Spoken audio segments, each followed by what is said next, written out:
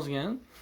O'rischa krasniy intensiv feyoni kraska qilsak bo'laveradimi? Kraska qilmasak nima bo'ladi degan. Kraska qilmasak nima bo'ladi degan savol bergan. Endi брат мой, если у птицы называется цветным птицу надо покрасить. Без окраса она не цветная птица считается. Именно сейчас интенсивно, вот вы сами говорите, да? Фео-интенсив, если не красить, что будет? Ну, что будет? Некрашенная оранжевая птица будет. Это некачественный считается. Ребра 720. Это уже некачественное считается. Поэтому именно раз она считается фео красный интенсив, должно быть совпадать, да? Чтобы интенсив должно быть яркий красный, не оранжевый. Я сейчас пример 3 фотка ставлю, там есть опал интенсив и 2. Одну Бруно интенсив, одну Изабелла интенсив. Крашеные, не крашеные, чтобы вам видно будет. Именно цветные птицы.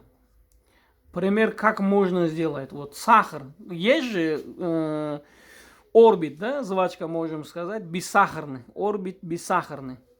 И есть орбит сахарный. И можем сказать, вот это мед, по видам видно полностью мед, но у нее вкусу нету, как мед. Это как считается? Это уже не мед. Поэтому раз красный интенсив, поэтому должно соответствовать, да? Именно интенсивный, значит, она должна крашеная, интенсивный должно быть. Ну, пример-то очень много. Я думаю, лучше фотками покажу, вам видно будет. И почему такой вопрос задавали, вы сами знаете. Если вам так интересно, оранжевая птица, да, нейтральный, не крашеный и не так белый, как рецессивный фео, ну, это уже вам видно. Bir do'stimiz yozdi. Feo intensivni kraska qilmasak nima bo'ladi? Не только feo intensivni, любой bu qush svitnoy degandan keyin svitnoy bo'lishi kerak-da. Magazinga kirdingiz, katta ploskiy ekran televizor turibdi. И sizga aytayapti, bu televizorni hamma yo'g'i zo'r, qulayligi zo'r. Bu черно-белый. Черно-белый ko'rsatadi. Desa, hozirgi, mana endiroda aytib o'tib ketdim, u texnologiya rivojlangan payt. Hozirgi odamlarda mentaliteti ko'tarmaydi uni. Bu televizorlar hammasi svitnoy ko'rsatish kerak deydi. Bu svitnoylar черно-белый bo'lishi mumkin emas deydi. Shuni singari bu narsani ham hamma qushni kraska qilish kerak. U haligi jigari unaqa bo'ladi, oshqozoni bunaqa bo'ladi, u jigari o'tirib qoladi, kraska bersa degan unaqa emas. U hech qachon unaqa bo'la olmaydi.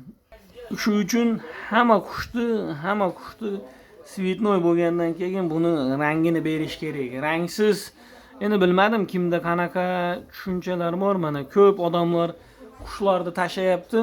Ha, bu mozaika faqat rang yemagan. Endi qanday unday bo'lishi mumkin? Mozaika deyilish kerak emas-da. Mozaika deyilish kerak emas. Bu parshiviy pulga o'xshaydi. Mana parshiviy dollarlar bor, chachadi. To'ylarda parshiviy dollar. Bu dollar lekin kачествоsi yo'q. Qush ham xuddi shu. Svitnoy emas qushlar уже качество. Inan keyin eng qiziqarligi rang bo'yalmagan, qush nurab ketgan. Bu перевозной mozaika deb qo'yadi. Перевозной mozaika. Красный ham, черный ham, feo ham, bruno ham. Уже качествоsi ketgan. U 10 so'mlik narsa 1 so'mga tushib qolgan. Uni 10 so'm qilish uchun faqatgina качество. Svitnoy птица, svitnoy qushlar, svitnoy rangi bilan bo'lgani yaxshi. Usiz umuman to'g'ri kelmaydi holat, vaqti to'g'ri kelmaydi. Imminna pochkasi ketadi, jigari ketadi degan holatda, masalan, odamzodda davleniya bor, sahar bor, Xolesterin bor.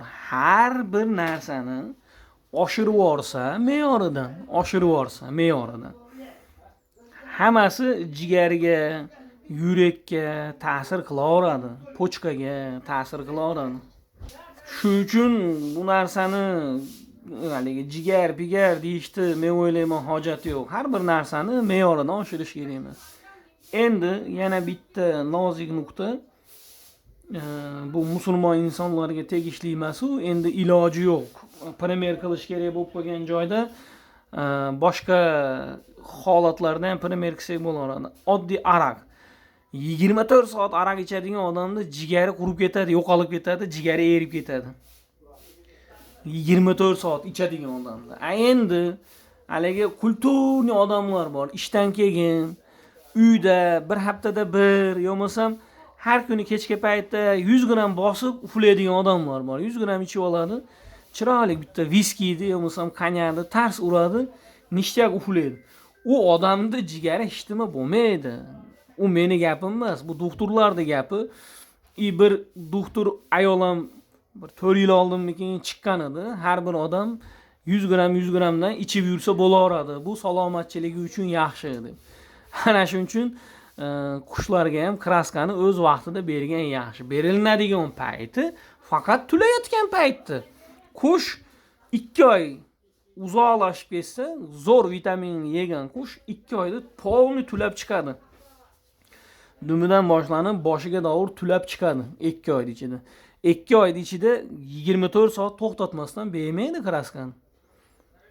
2 oy ichida berilinsa kraska 25 kun.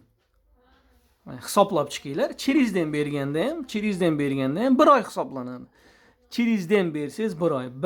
Bir haftada 3 marta beradigan bo'lsangiz, o'sha u 20 kun, 25 kunga to'g'ri keladi. Shu narsalarda hisobini olish kerak. Haligi qo'qqan birinchi mush ko'taradigan singari sirazi buni jigari anaqa bo'lib qolsa-chi, hech nima bo'lmaydi. Jigari unaqa bo'lib qolsa, Yevropadagilar qushlarni nima oqib ketish kerak edi. Выставкаga chiqqan qushlar nima u? Одноразовыйmi?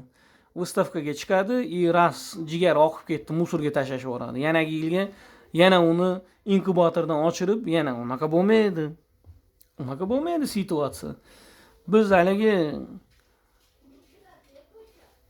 endi gapirsa gap ko'p, unchalik gapirib yuborishni ham hojat yo'q deb o'ylayman. Tushungan insonlar o'zlari tushunyapti, bilganlar biladi. Harakat qilayotganlar natijaga erishyapti. Shu uchun har bir narsani originali o'ltirmaydi. Yana bir primer, toza viski ichib yurgan odam, kuniga 100 gramdan 2 mahal ichadigan, viski ichadigan, tozasini ichadigan odam bilan lishni samogonni 200 gram ichadigan, ikkovi ham bir xil spirtnoy ichyapti-yu desam, o samogon ichayotgan tezroq o'ladi. Sababi u rushnoyda, samodelniy, o'zini ati bilan samodelniy samogon. Shu uchun viski ichayotgan odam uzoqroq yashaydi. Sababi u spirtnoyni foydali tarafiga ishlatayotgan bo'lishi ehtimoli katta organizmida. Bu yerda Alloh o'zi kechirsin, men u narsani targ'ib qilmayapman, lekin majbur bo'lyapman, чтобы xalq qushni tushunsin. Bu rangli qushlarga to'g'ri munosabat bildirishini tushunsin degan holatda bu narsalarni aytib o'tyapman. Vaziyatga qarab ish tutgan ma'qulroq. Rangli qushlar rangli bo'lishi kerak. Bozorda menda aytganda 80% odam bozorga mana qoraqamishga qush olib chiqyapti. Men o'zim ko'rganim aytaman. 80% odam bu qush palondaqa qush rang yemagan. Bu qush palondaqa qush rang yemagan. Eng qiziqarligi primer go'rani olib chiqib mana uzum deb sotayotganga o'xshaydi. Go'rani olib chiqadi. Go'ra uzumni bir shingil go'rasini olib chiqib oladi. Mana uzum deydi. Haligi odam bu uzum emas u desa, bu pishmagan deganga o'xshaydi. Shunaqada. Ko'p go'rani o'riydi, go'rasini terib olib sevatgan. Mana o'rik desa, bu nimasi o'rik desa, bu o'rik go'ra pishmagan deyishga o'xshaydi. Shunaqa primerlar, yaxshi primerlar ko'p. vaziyatlar shunaqa. Asha yaishni mягкий ko'rimga kraskani aralashtirib turib bersa ham bo'laveradi. Shu qisqacha shu narsalardan iborat deb o'ylayman. Hozir xudo xolasa videoga suratlarni qo'yamiz. Reklama borasida Libboy xonasiga reklamasini chiqarib qo'yamiz. Kimgadir foydasi tegadi, kimgadir foydasi tegmaydi. Men sotiladi deb tashlayotgan qushlarim hammasi Toshkent Qoraqamish bozorida, Bahodir akada